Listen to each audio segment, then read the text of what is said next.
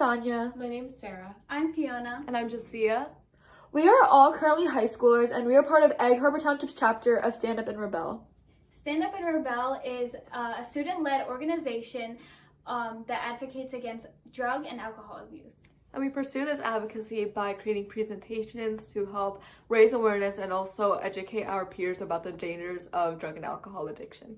Specifically, we created a statewide distributed informational and vaping presentation to give to our peers. So at the time of creating this presentation, there was a lot of misconceptions and misinformation being spread about vaping, which kind of contributed to the leading vaping crisis among teenagers.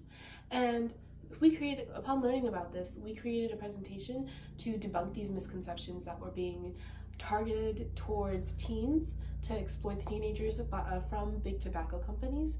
So we decided that it was our responsibility to inform our fellow teenagers about this, and we presented this across multiple different New Jersey high schools and middle schools.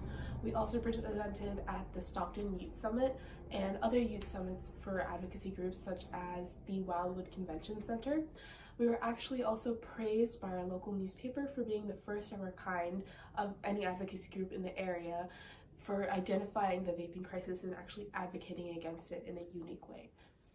Before we were able to gain a statewide reach, we began spreading awareness within our school and immediate community by hosting and participating in a multitude of events, from making and hanging up anti-vaping posters around our school to placing labels on alcohol packages to remind people underage not to purchase alcohol.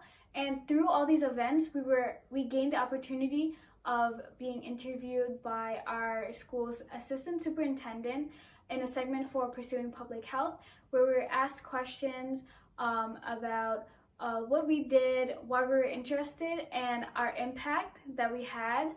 And all these things led towards our impact not only on our immediate community, but also our entire state.